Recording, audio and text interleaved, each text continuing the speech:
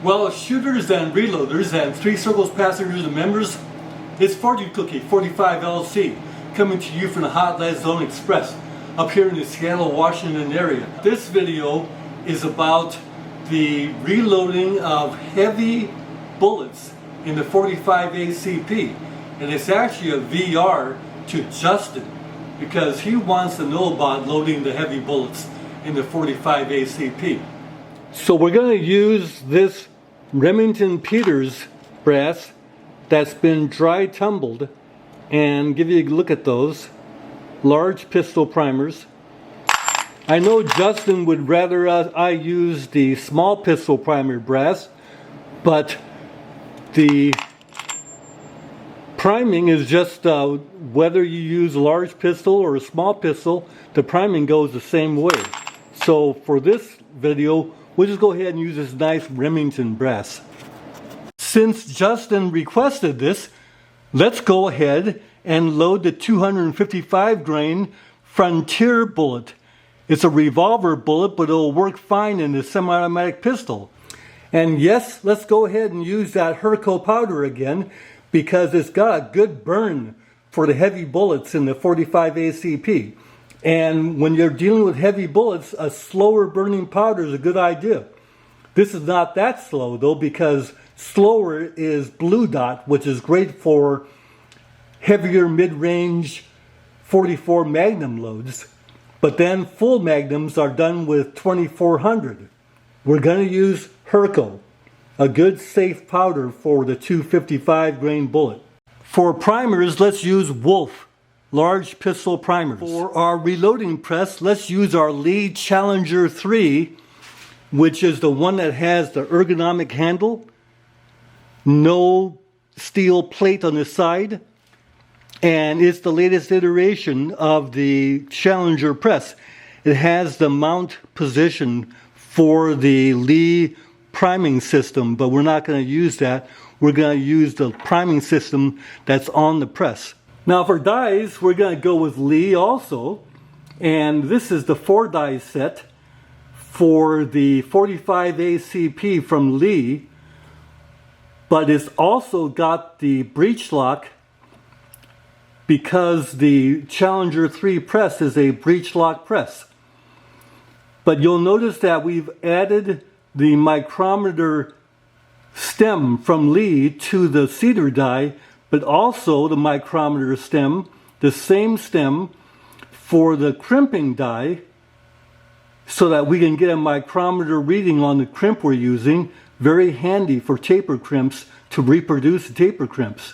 So you'll recall that the Lee micrometer cedar stem was not designed to be used in the crimping die, but you can make it work for micrometer crimping by taking your big bore die apart like this, and you'll notice that the crimping sleeve cannot be engaged by the micrometer seating stem.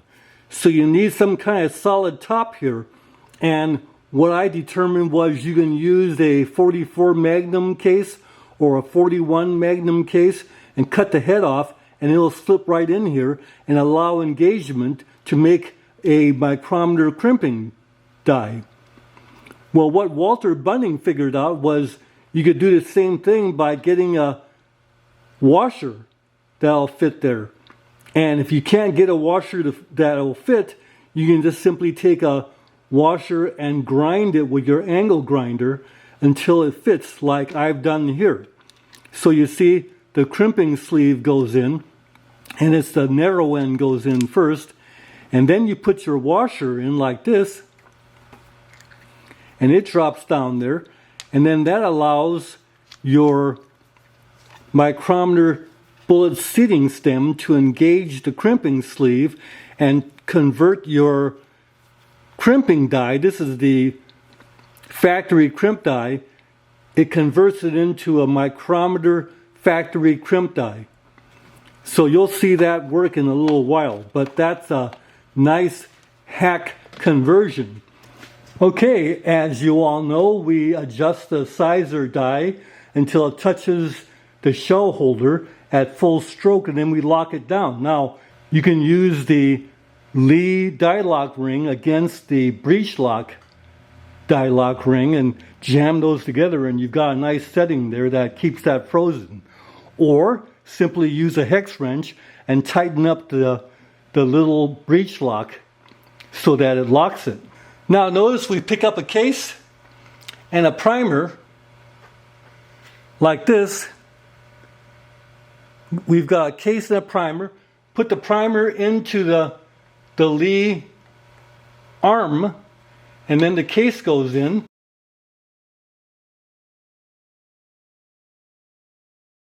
And there you see a perfectly primed Remington case. Got the primer put in just fine, as you can see.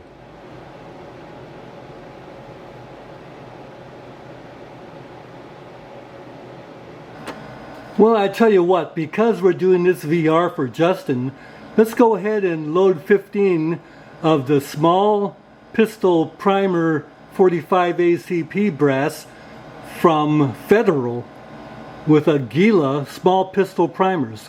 We'll do 15 rounds. So we'll do it the same way. Pick up a case and a primer, and the primer goes into the small pistol arm.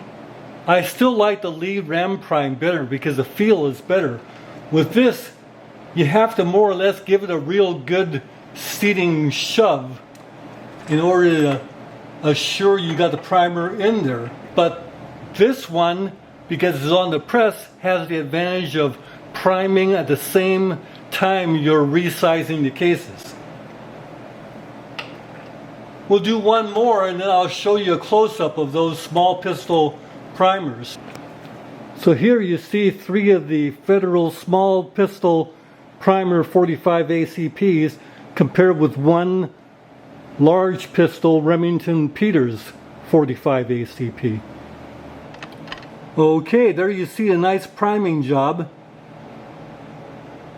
We've done 100 cases, 15 of the small pistol and 85 of the large pistol Remingtons. So now, neck sizing and mouth flaring. Put the die in and adjust it until you get the amount of mouth flare, and the mouth flare is perfect. We did not lose a setting. So the question now with powder charging is, how well does Herco powder, which is a fairly large flake powder, how well does it meter through a powder measure like our Redding 10X? Well, one of the most important features is if it runs smoothly through the powder measure. If it hangs up, like when we're dispensing charges of stick powders, those tubular kind of log-shaped granules, those don't meter smoothly. You'll get the stroke actually will jam, this kind of thing. So doesn't give you a lot of confidence. But if it runs smoothly, then the powder probably will measure pretty well. Let's see about Herco.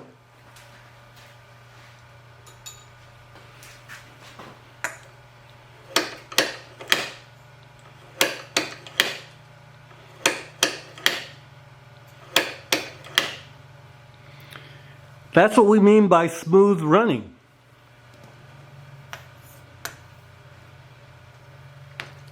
So I've got it set for 5.8 grains. Let's see how it goes. Put it into the Hornady balance beam there, and then let's see what that looks like.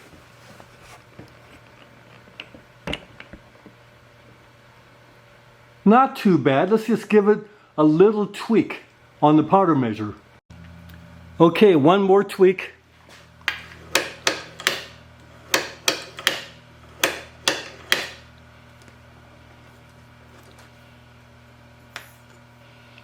And now one for the scale.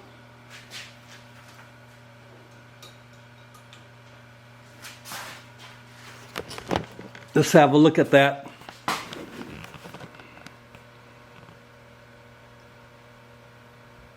That looks pretty much on. Let's go ahead and charge. Let's check the 51st throw.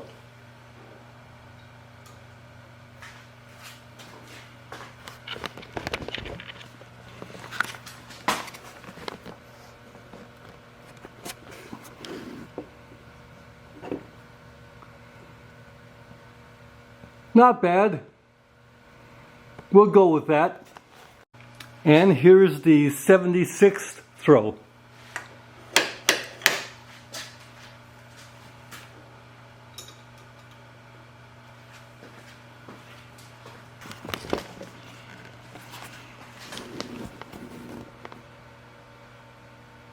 Looks good. Let's go ahead and throw the last 25. We really do like this design of the Redding 10X powder measure, because once you have the setting where you want it, then you can go ahead and lock it by hitting this screw here, and that sets it so that there's no change as you're running the powder measure. By the way, I'd like to thank Doug Scott, who actually made this nice powder measure stand. And you see how he did it with his own welding skills. Very handy, and it's a very good design by a reloader for reloaders, because you got a deep inset here so that you can get underneath that with any reloading tray. Thanks again, Doug. Notice it's easy to check visually every case. That every case has powder, about the same amount of powder, no double charges, no missing charges. We're good to go. What I'm doing now is putting a bullet into the mouth of every case to facilitate the bullet seating operation. Now these bullets are sized to 4.5, 2 inches, so they're optimal.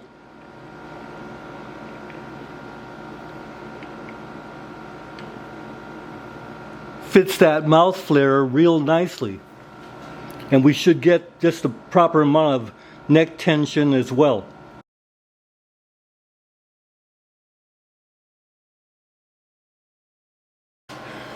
Now, even though we're loading a 255 heavy bullet in a 45 ACP, kind of like undiscovered territory, we're not completely flying blind, because what Lee has done is they've given us the same bullet in a 200 grain weight. You see the two on the left are 200 grain round nose flat points, the same nose profile as the 255. So we've got some hints here, since we've loaded the 200 grain bullet in the 45 ACP before. So that gives us a good kind of idea as to what we've got to do to load the 255 to have it function. And that is, we have to load the case mouth to cover the cannelure. So it's going to look kind of short and stubby, but it feeds. And I've shot this 200 grain bullet before with 5.2 grains of promo. We're going to load the same idea with a 255, which means that we're going to cover the cannelure. And the only way we can really figure this out is to make a bunch of dummy rounds, because we're going to have to kind of tweak the seating and the crimping together. Because if you seat the bullet, you still can't put it in the chamber. You still can't test it until you've crimped it. And so when we crimp it, then if we gotta adjust the seating depth, it's kind of like a chore. So making dummy rounds is a good idea to test the functioning of your overall length when you've got it kind of figured out, and the crimp. So let's go ahead and make those dummy rounds now. We'll make a series of 10, And we got cases here, no primer, no powder, just to make the overall length and crimping to cover the cantilever. What this does is it puts the ogive farther back. And that's the only way we're going to get this to function. Notice that this freshly seated round will not chamber in our Glock 21 stainless steel barrel. And that's because the mouth flare is still there and that's stopping it from going in. So the only way you can test is you've got to crimp it, and you don't know whether that overall length is clearing the front of the chamber shoulder in there or not. So you kind of have to fiddle with it to get it to work. It's so easy to swap the dies out with the breech lock system that's a nice thing. So now let's go ahead and run that into the crimping die with the micrometer. So we've gotten rid of the mouth flare, and that almost goes in. So we still have to crimp. As you see, it's not going in completely. So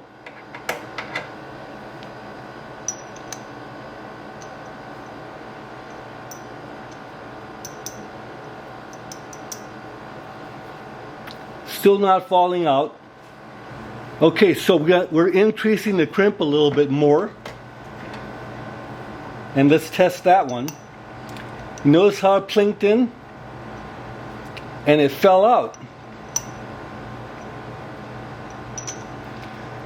Now, if you feel it not being able to plunk in there, like you hear that plunk? If you don't get that plunk, it means that the nose of the bullet is hitting the front of the chamber, and that's a no-no. So then you gotta go back and increase, or rather lower the seating depth a little bit more until you can hear it plinking in there. So you gotta go back and forth until you figure it out. You see how it's just hanging up a little bit? Let's go back and increase the seating depth just a little bit.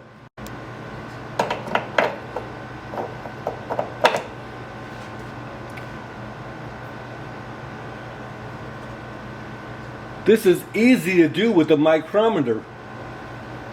We're sitting at 1.130. Now let's go back and crimp this round again.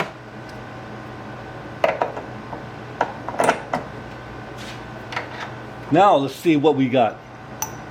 Plink and drop out. Okay. We can measure that crimp.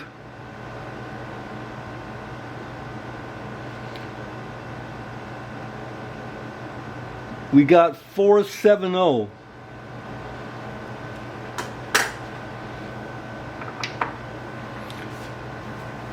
We can go ahead and log that crimp.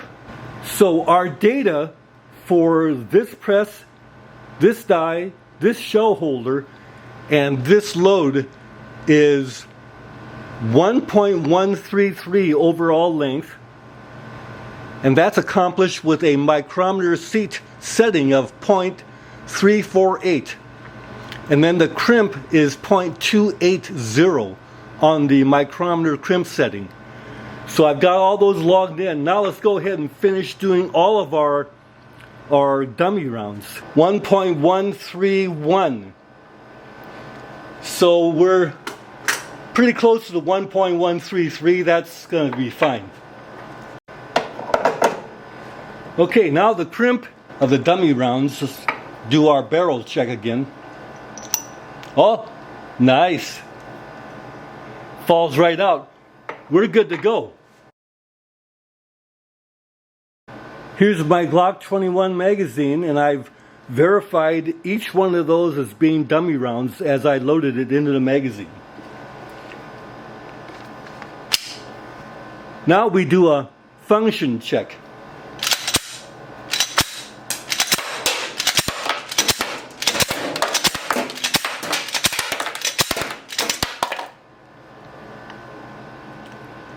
I think we're good to go.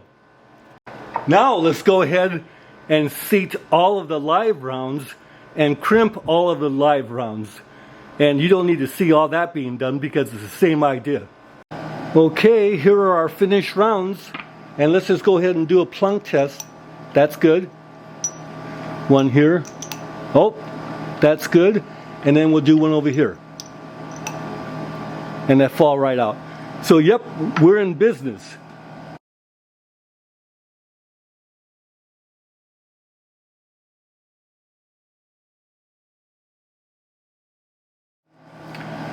Justin, you take care, and good shooting to you. And the rest of you out there, good reloading to you. See you next video. Bye for now.